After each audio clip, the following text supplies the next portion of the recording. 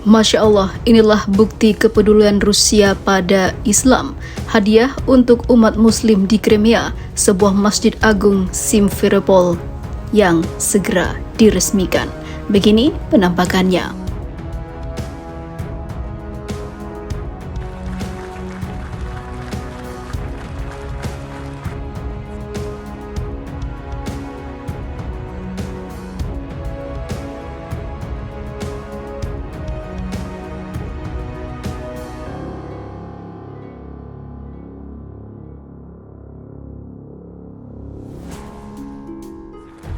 Россия всегда была многонациональной и многоконфессиональной страной.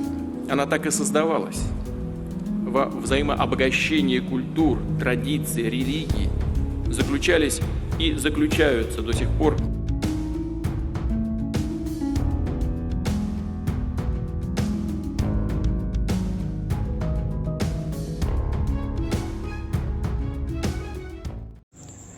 Hai para penonton Central News, sebelum lanjut jangan lupa subscribe dan lanjut tekan tombol Super Thanks. Tombol Super Thanks ada di atas tombol subscribe. Jika Anda ingin mensupport channel kami menyajikan berita yang paling Anda tunggu-tunggu. Terima kasih.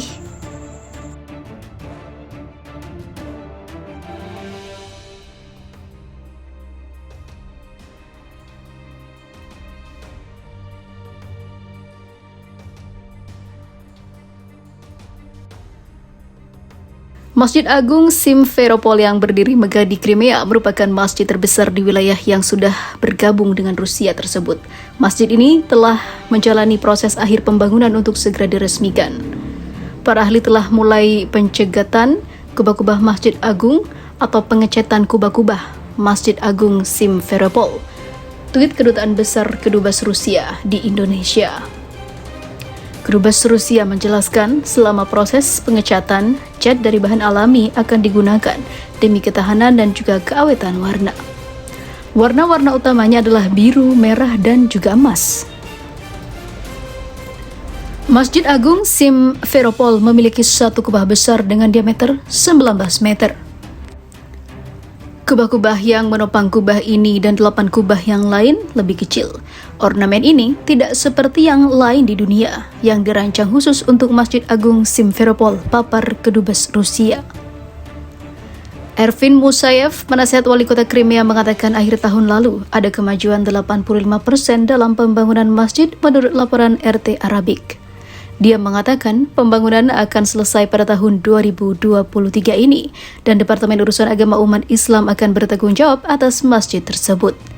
Dia mencatat pembangunan berlangsung lebih dari periode yang direncanakan karena pandemi yang terjadi. Kami dapat mengatakan proyek konstruksi telah memasuki tahap akhir, papar Musayev, seraya menambahkan masjid tersebut akan menjadi hadiah bagi umat Islam di Crimea. Pembangunan masjid dimulai pada tahun 2015 lalu dan 120 orang pekerja dalam 2 shift untuk menyelesaikan proyek tersebut. Setelah selesai, bangunan tersebut akan menampung 3.000 hingga 4.000 jemaah, termasuk 900 wanita. Crimea adalah semenanjung di Ukraina di pantai utara Laut Hitam yang telah berada di bawah kendali Rusia sejak tahun 2014. Mayoritas penduduk Crimea menganut gereja Ortodoks dengan Tatar Crimea menjadi minoritas Muslim. Kehadiran masjid ini menjadi wujud nyata dukungan pemerintah Rusia untuk umat Islam di Crimea.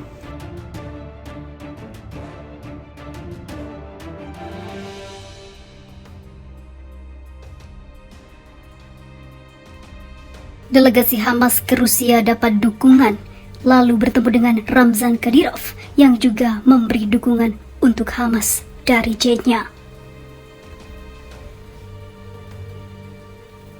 Delegasi Hamas Palestina berada di Moskow pada pekan lalu. Dalam kunjungan tersebut, Hamas mengadakan pembicaraan dengan pejabat Rusia di Wisma Kementerian Luar Negeri Rusia.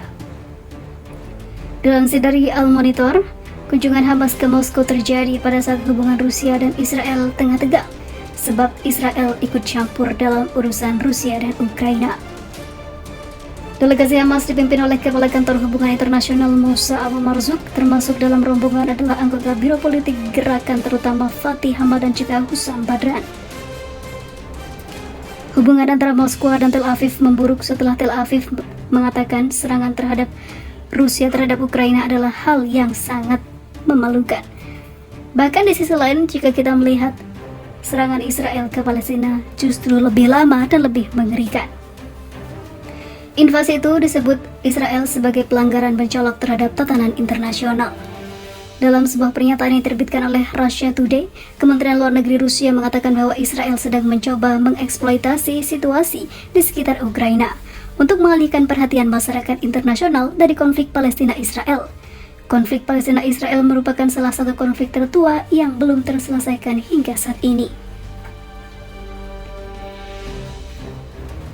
Presiden Israel menuntut agar Menteri Luar Negeri Rusia meminta maaf atas pernyataan tentang Presiden Ukraina Volodymyr Zelensky keturunan Yahudi. Zelensky juga disebut berhubungan dengan Nazisme. Sebelumnya Rusia juga menyebut bahwa Hitler adalah keturunan Yahudi. Ketegangan antara kedua belah pihak meningkat menyusul pernyataan juru bicara Kementerian Luar Negeri Rusia, Maria Zakharova, selama wawancara dengan radio Sputnik. Zakharova mengatakan bahwa tentara bayaran Israel bertempur di Ukraina berdampingan dengan para pejuang dari Batalion Azov yang dianggap sebagai salah satu lawan paling sengit dari pasukan Rusia. Setelah bertemu dengan pejabat Rusia, Abu Marzuk memberi pernyataan kepada Al Mayadin TV. Persamaan baru sedang diberlakukan hari ini dalam sistem global dan ada peluang untuk mengubah status quo dalam sistem global untuk kepentingan yang tertindas di dunia. Dia juga menambahkan bahwa perubahan tatanan dunia akan mempengaruhi masa depan Israel.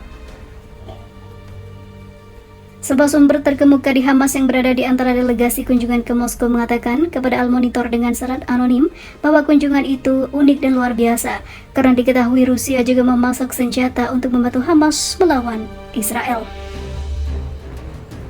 Sumber tersebut menjelaskan bahwa delegasi itu bertemu dengan Wakil Menteri Luar Negeri Rusia Mikhail Bogdanov dan lainnya di Dewan Federasi Rusia dan juga Senat.